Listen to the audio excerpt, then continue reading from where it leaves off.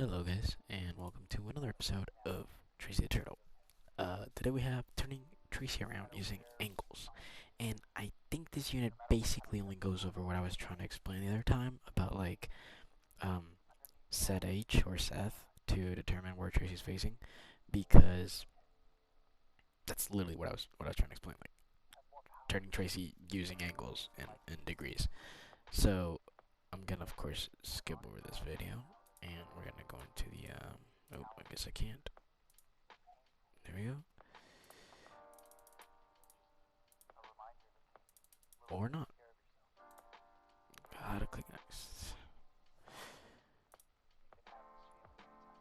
Alright, I apologize. So yeah, this is basically what I was saying. This program will make Tracy draw an asterisk in the middle of the canvas with lines 100 pixels long. And then it's just asking us to add more lines to it. So this is the code for this example, and as you can see, it uses the good old left and in the other case right commands. Again, it depends what you're using this for, because if you had examples where Tracy could be facing anywhere, you might want to use Seth H, but in this example where she's already facing a direction, it's easier to use left or right to tell her immediately where to turn. Because if any of these change, like let's say I'm gonna make this right 60, it should technically make the exact same thing. Yeah, so yeah, this is just easier to tell Tracy where to turn to depending on the context.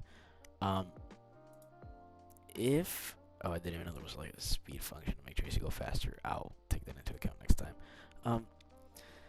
If we wanted to expand this, like say 8 points instead of 6, well, first we have to ask ourselves what's the angle between like these, like how many degrees is it in all of these. Now it's not, it's 60, because that's what this is. This part of the command is telling Tracy how much to turn when she's at the center to make more lines. So it takes 60 degrees for Tracy to begin another line, and then that basically makes this 60, and because every triangle has to be 180 degrees on the inside, that means that 180 minus 60 is 120. So these, no, these two sides, yeah, these two sides combined are, sorry, 120 degrees, my bad. So it's a 60, 60, 60 triangle that it's making. For it to be 8, on the other hand, we'd have to repeat this first of all 8 times. However, if we just do this 8 times, Tracy's gonna just write over what she already did, because the angles are not changing. So these angles in between the lines are not changing. So you have to mess with the angles. Now, for it to be 8, it's gonna be the next step down from 60, which I'm gonna assume it's, well, let me try 50 first. Yeah, no, that's not. No. What about 40?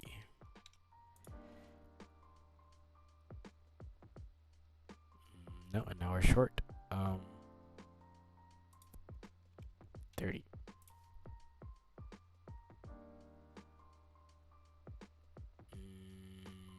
Hold on. 1, 2, 3, 4, 5, 6, 7, 8. So it's 8, and then. Oh, I should have done some research on this beforehand, to be honest.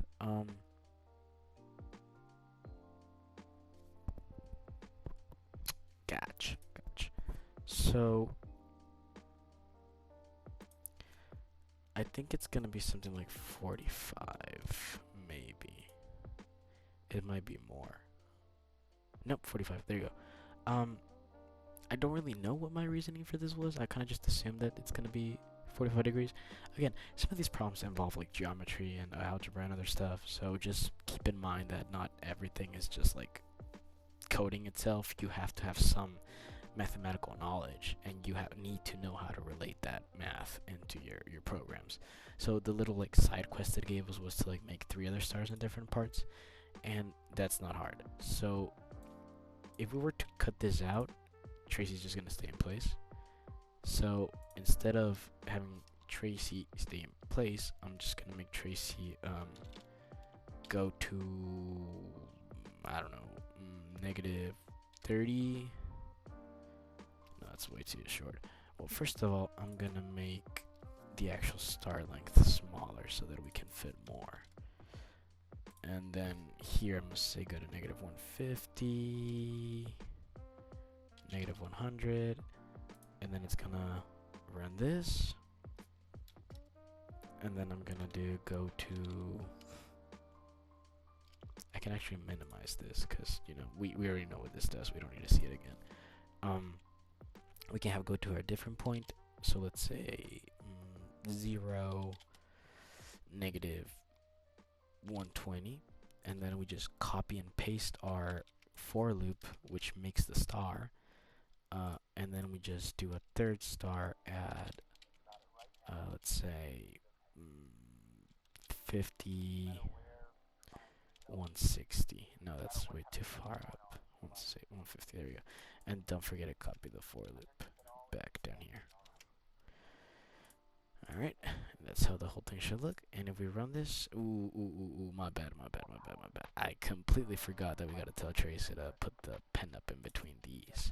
So after she draws every loop, I'm gonna add this at the end of the loop, not as part of the loop, just like after the loop. So pen up, and then we just keep adding this.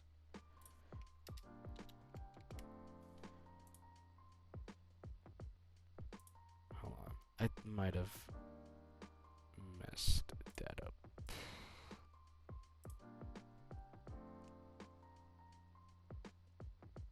Oh no, it is pen up.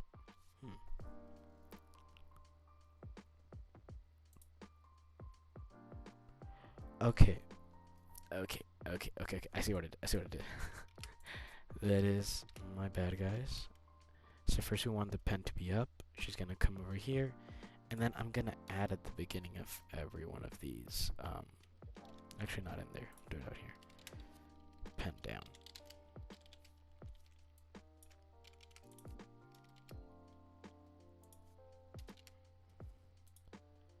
And that should make it. Yep. There you go. Boom. Starry Night. So yeah. Again, the main thing of this is just like, yeah, you can move Tracy by like specific degrees. So using angles. So as long as you're familiar with your geometry and like triangles and stuff, this whole unit should be like super easy for you. I have not taken geometry in years, so that's gonna be my excuse for messing up the math sometimes. Regardless, so we got another example. This one gives us 4 circles. So speed, pen up, it moves Tracy to a certain point in the canvas, and then it does this for loop, which is gonna make the 2 circles, I'm assuming, and then it's gonna make Tracy go to the top, and then do the same too. So you can do this by yourself. It's just toying around with the output. And now we need to make the program draw 2 rows of 4 circles by changing values, not entering any commands. Okay, so this is not bad. So we need to keep this whole chunk should stay like this. We're only allowed to change numbers. So since Tracy already draws them like left to right based on the for loop, I'm just gonna make Tracy go to, I mean it's 4, so this is like probably what, negative 150 or negative 100. Well, this is 0, negative 100, this is like negative 150. So I'm gonna make Tracy go to negative 150, negative 100, and then she's gonna run this loop 4 times instead of 2. And then here, instead of negative 50, 0, she's gonna go to negative 150, 0. And then again, this for loop is gonna change to 4. And just like that, by only changing values, we should get a total of 8 circles that go from the left to the right side of the canvas. Easy peasy, guys. So yeah, sometimes remember, your code might be right, your numbers, your values might just be a little bit out of place. Cool. So, first actual exercise is a hexagon. Right up here, and then we'll have Tracy draw a hexagon. You should have hexagon sides that are 50 pixels long. Use a for loop. Okay, the total has to add 360 degrees, of course, because the center of the hexagon is gonna be a circle. And as we discussed in the asterisk, my bad. In the asterisk, this is basically a hexagon. So for the original hexagon, not this, it had degrees of 50, I'm pretty sure. So, sorry, 60. It was 60 between the triangles. So that's already the main thing that we need for this. We know that we need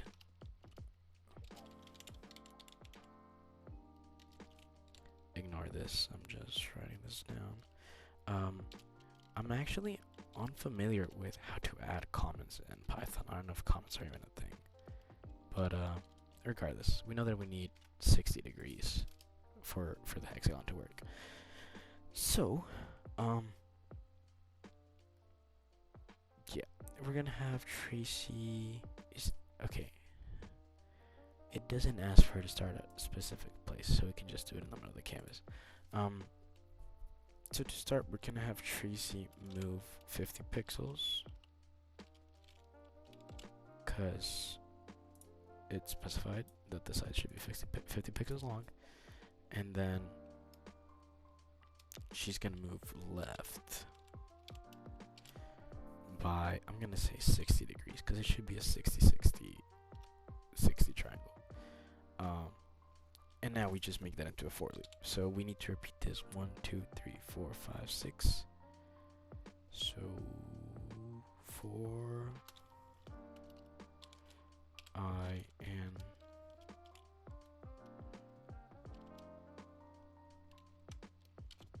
hold on.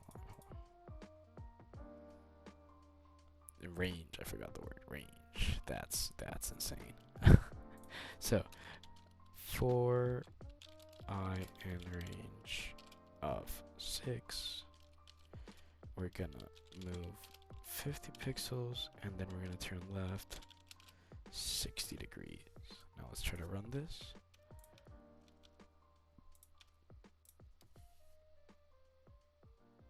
Oh, I was still thinking of Carol, actually, because in Carol the forward command would be move.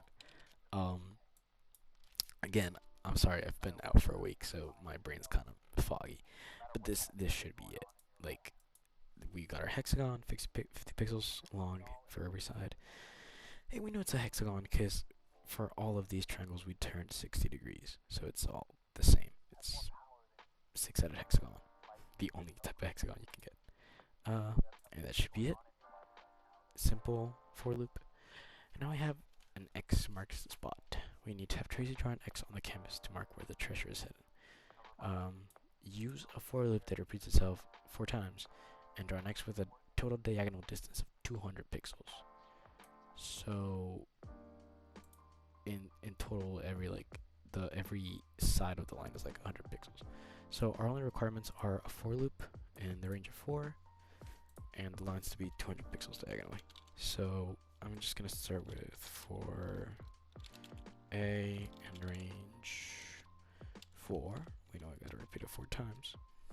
I'm gonna have Tracy move left 45, and then forward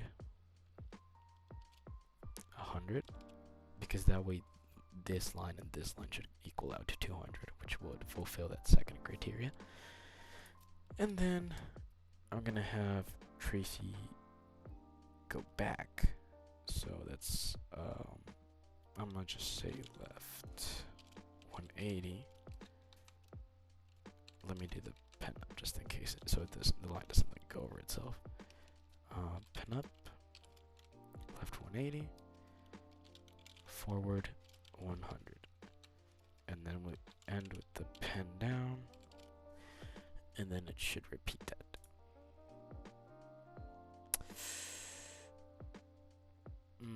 Interesting. So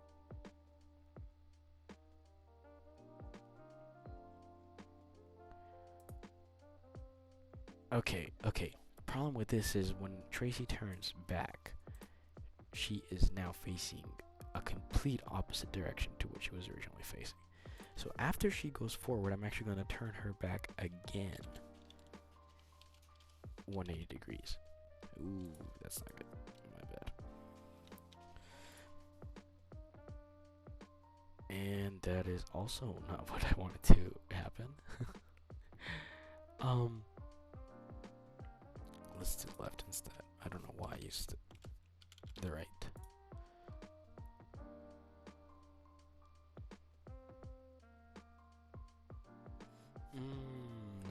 No. So after Tracy does this 45 and she comes back, she is facing 45. No, that's not even 45. That's like, what, 30 degrees. So, instead of... Okay, I think it's gotta be 90. It's either 90 or...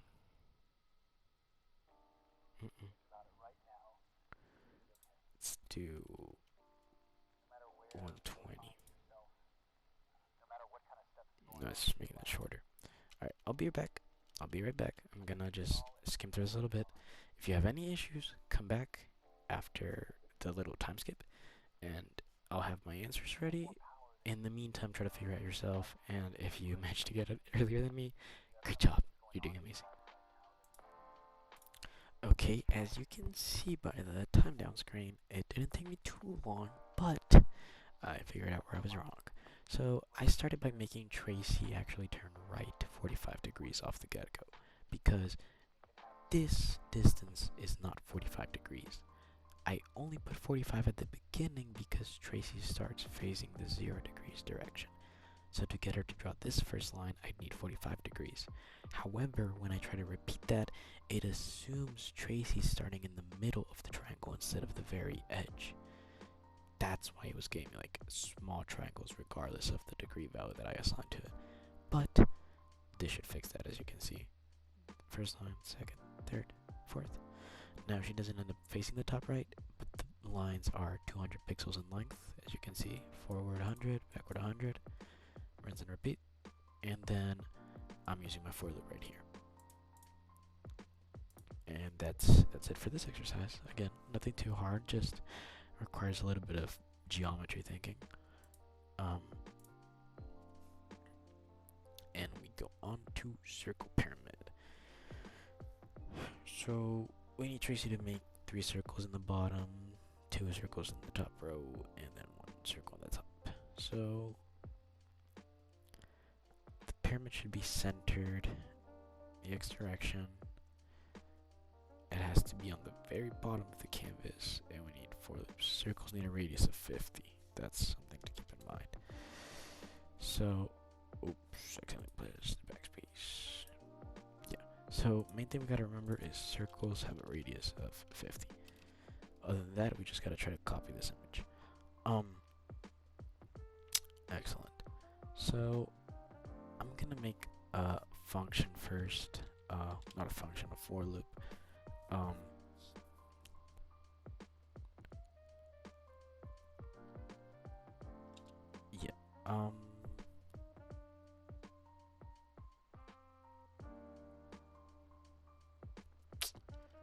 Okay.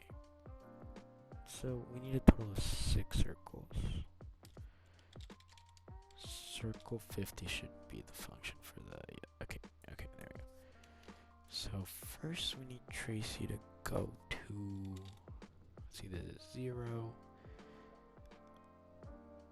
I'd say this is about halfway through. Well, no, if this is a radius of 50, that means that this is 50, negative 100. So we gotta go to negative 100 first. And negative 100, negative 150. Well, of course, pen up first. Don't forget to put your pen up. Did not mean to do the key square brackets. Okay, pen up. Go to here, and then pen down. Circle.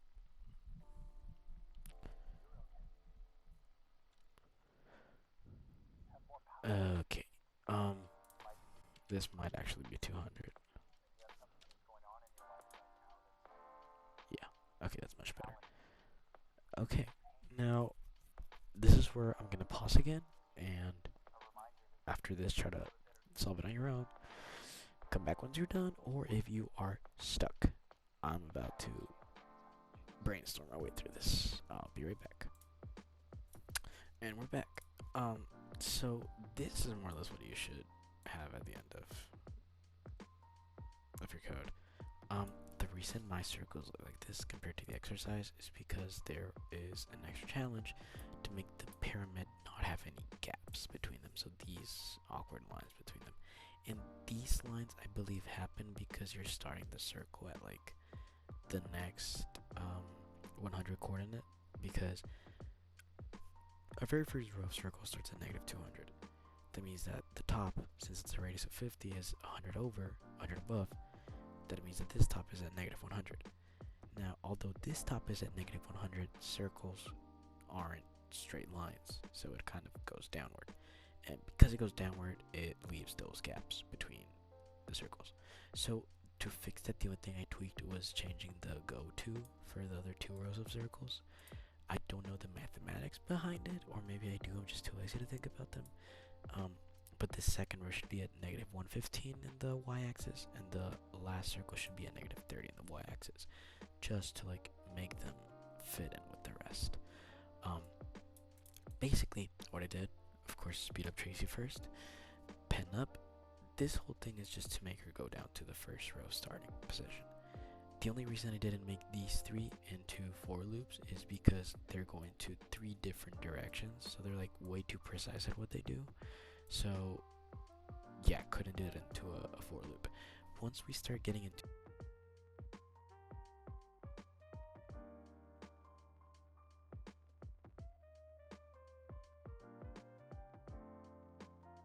I'm so sorry, I don't know when the audio cut off, but my headphones tend to do that after there's not a lot of audio coming in through them.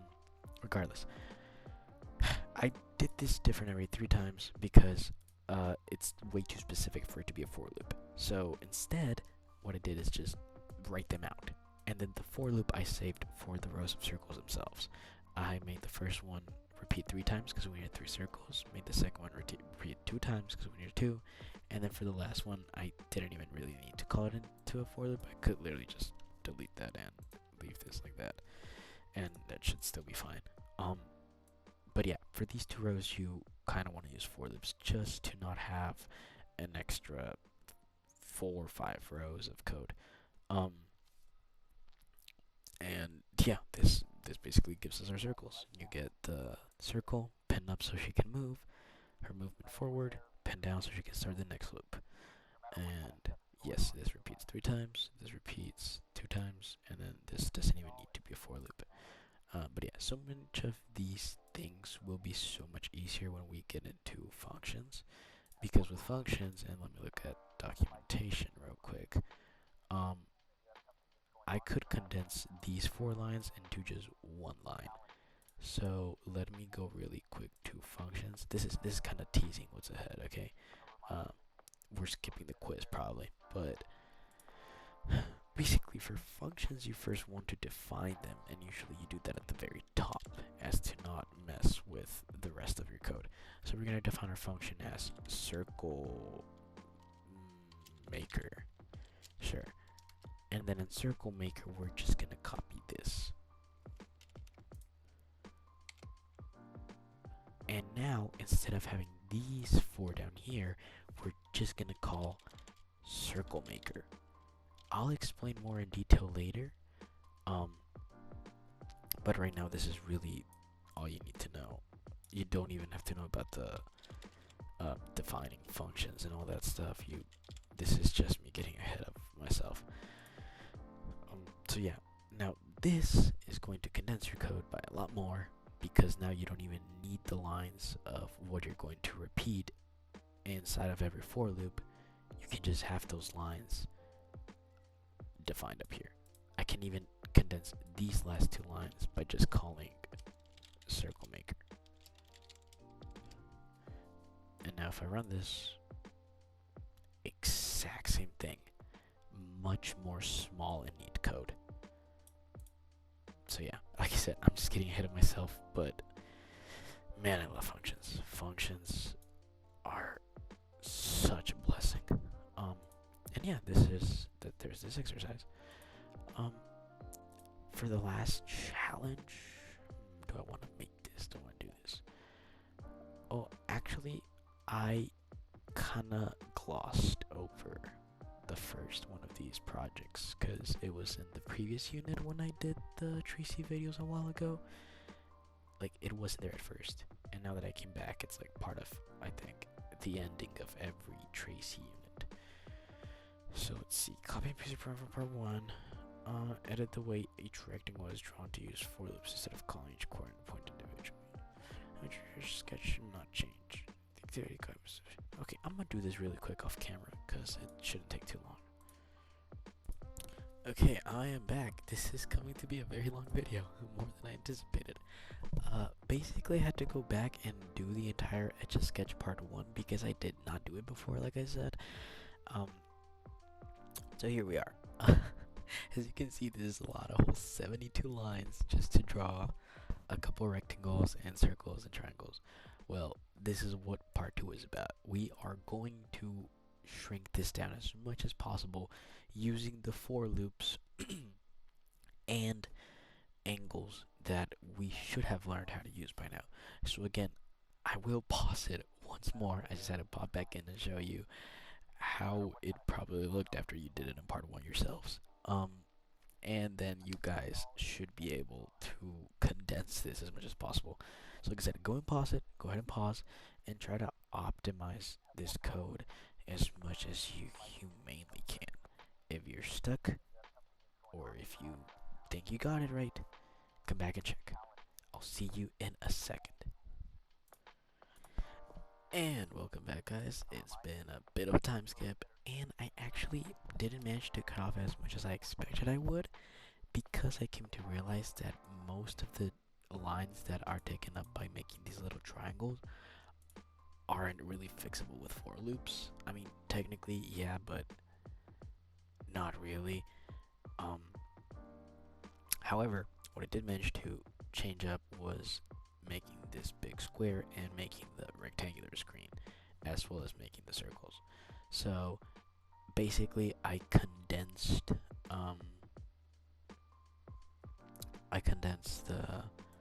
the lines into just, you know, four loops. This was pretty easy because it's a square, so all the sides are the same, or the angles are the same. This little left 90 is just to correct the direction of Tracy after this loop's run 4 times, because it ends with a right, even though we don't really need a right on that 4th time, so this just kind of cancels that out.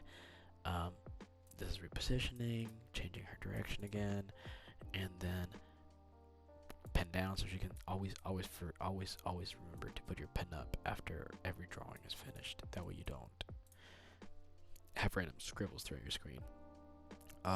So yeah, this is for the square, and then this is for the rectangle, because rectangles have 2 big and 2 small sizes.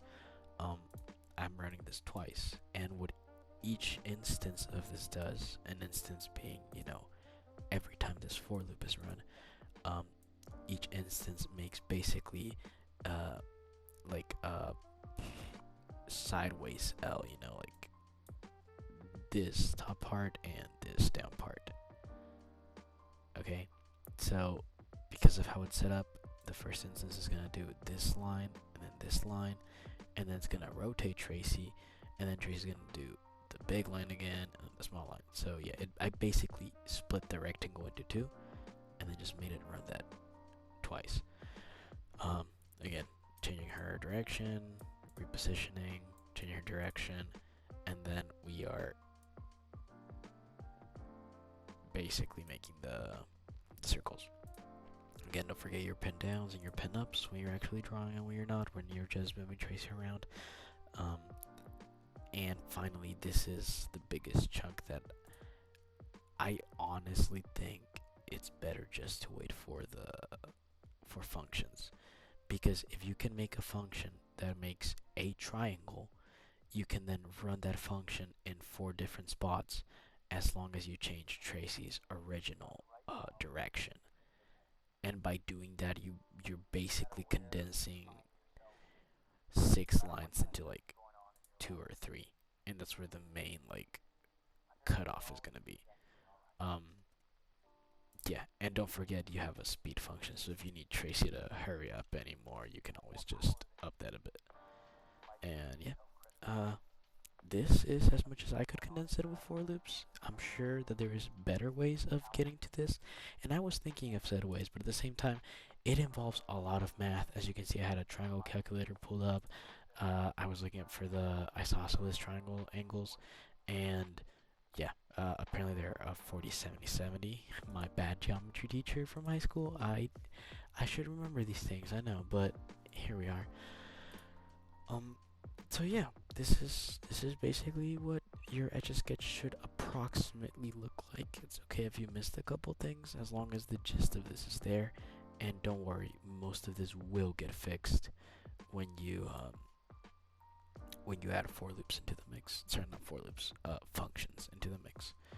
So that does it for today. We're gonna skip the quiz, like I said, and I'll come back for the next episode, which should get us started into. Actually, yeah, basically the more important stuff. Comments, very important. Oh, I'm sorry, blew into my mic. Comments, very important. Functions, text, all of this, very important stuff. But that's in Unit 3. So yeah, that is it for today. Thank you guys for tuning in. I'll try to post more this week compared to last week. And I will be seeing y'all. Take care.